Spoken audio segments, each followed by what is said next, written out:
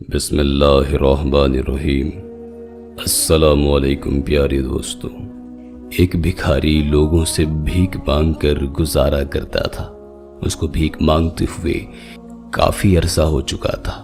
یہ بھیک مانگتے ہوئے کافی دور نکل جاتا تھا، پر اس کو اتنی بھیک نہیں مل پاتی تھی کہ اس کا 2 وقت کا بھی گزارا ہو پائے۔ ایک دن یہ بیٹھا ہوا سوچ رہا تھا کہ ایسی زندگی کا کیا فائدہ جس کے اندر سکون بھی نہ ہو۔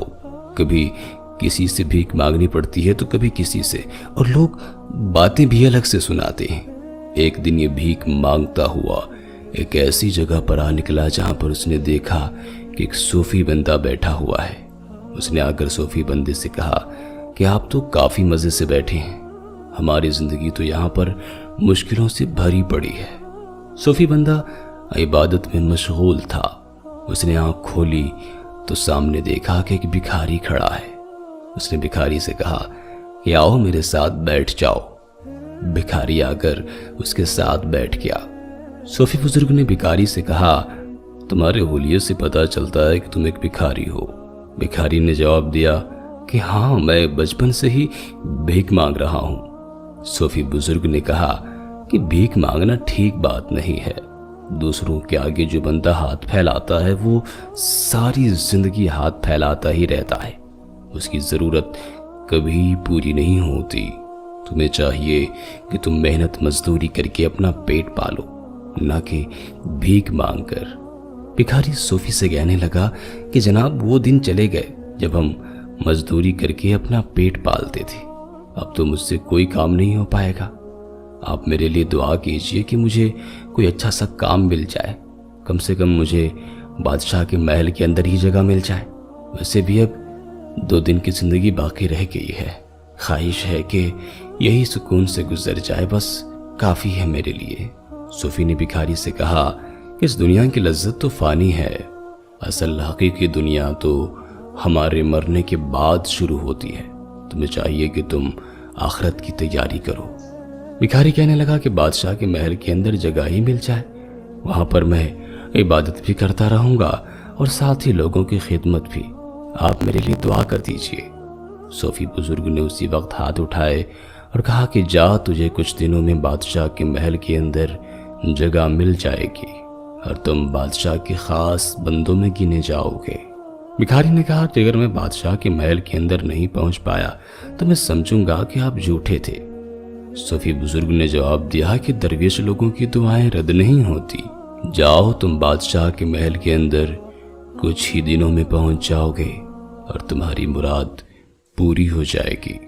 بھکاری نے کہا کہ اگر میری مراد پوری نہیں ہوئی تو میں آپ کے پاس کبھی واپس نہیں آؤں گا، اور میں سمجھ جاؤں گا کہ آپ نے میرا دل بہلانے کے لیے بس کہہ دیا تھا۔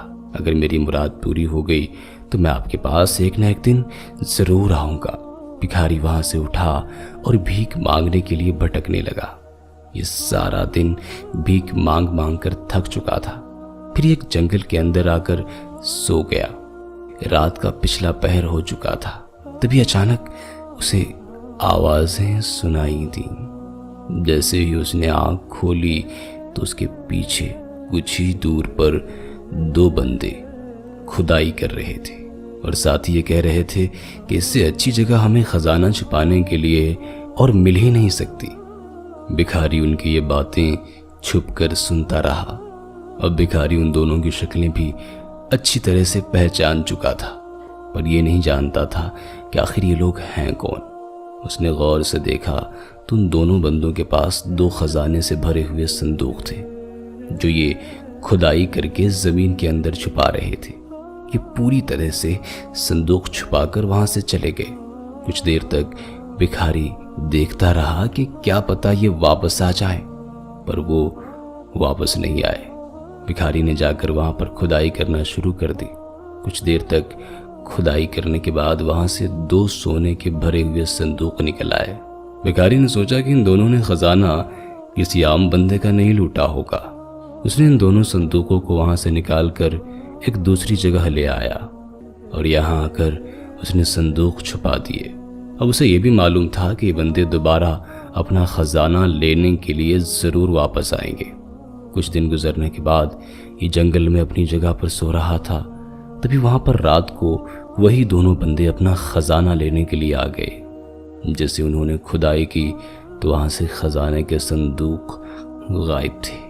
اب پہلا ساتھی دوسرے ساتھی سے کہنے لگا کہ تمہارے اور میرے علاوہ تو اس خزانے کے بارے میں کوئی جانتا ہی نہیں تھا، یا تو تم نے نکالا ہے یا تو میں نے۔ پہلے ساتھی نے کہا کہ میں اپنے بچوں کی قسم کھا کر کہتا ہوں کہ میں نے خزانہ نہیں نکالا ہے۔ دوسرے نے کہا کہ میں بھی اپنے بچوں کی قسم کھا کر کہتا ہوں کہ یہ خزانہ میں نے بھی نہیں نکالا۔ اب یہ دونوں کافی کشمکش میں مشغول تھے اور یہ ساری باتیں بھکاری آسانی کے ساتھ سن رہا تھا۔ پہلا ساتھی کہنے لگا کہ جیسے بادشاہ کو پتا چلے گا کہ اس کے محل سے خزانہ چوری ہو گیا ہے، وہ پورے ملک کے اندر خزانہ لازمی ڈھونڈے گا اور پتہ لگائے گا کہ کس نے چوری کیا ہے۔ تمہاری اور میری موت تو پکی ہے، سوچو ہم اب کیا کریں؟ یہ دونوں ماتھا پکڑ کر بیٹھ گئے اور ایک دوسرے کو کوسنے لگے کہ ہمیں چاہیے تھا کہ یہاں پر خزانہ نہ چھپاتے۔ کچھ ہی دیر بعد یہ وہاں سے واپس چلے گئے۔ اب بھکاری کو یہ بات تو پتہ چل چکی تھی کہ خزانہ بادشاہ کا ہے اور ان لوگوں نے اس کو چوری کر کے یہاں پر دفن کر دیا تھا، اور اب یہ ان دونوں بندوں کو بھی خوب اچھی طرح سے پہچان چکا تھا، پر یہ معلوم نہیں تھا کہ یہ بندے آخر ہیں کون۔ جیسے ہی صبح ہوئی، بھکاری سیدھا بادشاہ کے محل کے باہر چلا آیا۔ یہاں آ کر اس نے دربان سے کہا کہ مجھے بادشاہ سے ملنا ہے۔ دربان نے آ کر بادشاہ سے کہا کہ کوئی بھکاری آپ سے ملنا چاہتا ہے۔ بادشاہ کافی نیک اور خوش اخلاق بندہ تھا۔ اس نے کہا کہ اسے میرے پاس آنے دو، کیا پتا کسی غرض سے آیا ہو۔ بھکاری کچھ دیر میں بادشاہ کے سامنے موجود تھا۔ بادشاہ نے بھکاری سے کہا کہ بتاؤ میں تمہاری کیا مدد کر سکتا ہوں۔ بھکاری نے کہا کہ میں ایک رات جنگل کے اندر سو رہا تھا، وہاں پر دو بندوں نے آ کر خزانے کے بھرے ہوئے 2 صندوق چھپا دیے اور وہاں سے چلے گئے۔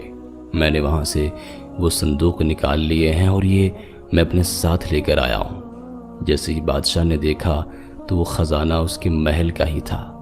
بادشاہ نے کہا کہ مجھے تو معلوم بھی نہیں ہے کہ میرے محل سے خزانہ چوری ہو چکا ہے، یہ تو مجھے دوسرے ملک کے بادشاہ نے اپنے پاس امانت رکھنے کے لیے دیا تھا۔ اگر تم یہ خزانہ نہ لاتے تو میں تو پوری طرح سے برباد ہو جاتا۔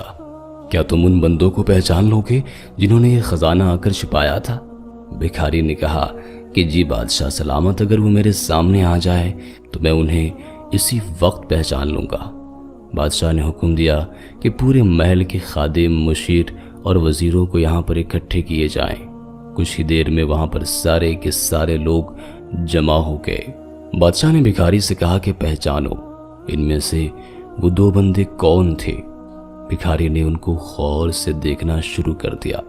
اب سب لوگ خوف کے مارے کانپ رہے تھے کہ کہیں ہمارے اوپر کوئی قیامت نہ ٹوٹ جائے۔ اسی دوران بھکاری نے ان 2 بندوں کو پہچان لیا اور ہاتھ سے اشارہ کر کے کہا کہ بادشاہ سلامت، یہ 2 بندے تھے، یہ بادشاہ کے خاص بندے تھے جو خزانے کی دیکھ بھال کیا کرتے تھے۔ بادشاہ نے ان دونوں کو بلا کر کہا کہ کیا آپ نے چوری کی تھی؟ یہ دونوں کہنے لگے کہ بادشاہ سلامت، اب سچ تو سامنے آ چکا ہے، ہاں ہم نے ہی چوری کی تھی، بلا شک ہم بھٹک گئے تھے، آپ ہمیں معاف فرما دیں۔ بادشاہ نے اسی وقت حکم دیا کہ ان دونوں کو عمر بھر کے لیے قید خانے میں ڈال دیا جائے اور بھکاری کو انعام کے طور پر سونے اور زیورات سے لاد دیا جائے۔ اور بھکاری سے کہا کیا تم میرے مشیر بننا چاہو گے؟ بھکاری نے کہا کہ بادشاہ سلامت، میں ساری زندگی بھیک مانگتا رہا اور اسی دن کا انتظار کرتا رہا کہ کم سے کم باقی زندگی میری اچھی طرح سے گزر جائے، اور آج مجھے میرے رب نے اچھائی کا صلہ دے دیا ہے، بلا شک میں آپ کا مشیر بننا پسند کروں گا۔ پھر بادشاہ نے بھکاری کو اپنا مشیر بنا لیا۔ کہتے ہیں کہ اللہ والوں کی دعاؤں میں بڑا اثر ہوتا ہے، اللہ تعالیٰ ان کی دعائیں کبھی رد نہیں فرماتا، اور اگر وہ اللہ تعالیٰ پر کوئی قسم ڈال دیں تو اللہ تعالیٰ ان کی قسم کی لاج رکھتا ہے۔ تبھی تو کسی نے کیا خوب کہا ہے، نگاہ ولی میں وہ تاثیر دیکھی بدلتی ہزاروں کی تقدیر دیکھی۔ تو دوستوں، ہم یہ امید کرتے ہیں کہ آج کی ویڈیو آپ کو پسند آئی ہوگی۔ ویڈیو کو لائک کرتے ہوئے دوستوں کے ساتھ شیئر بھی ضرور کیجیے گا۔ اپنا اور اپنے پیاروں کا بہت سا خیال رکھیے گا۔ اللہ حافظ۔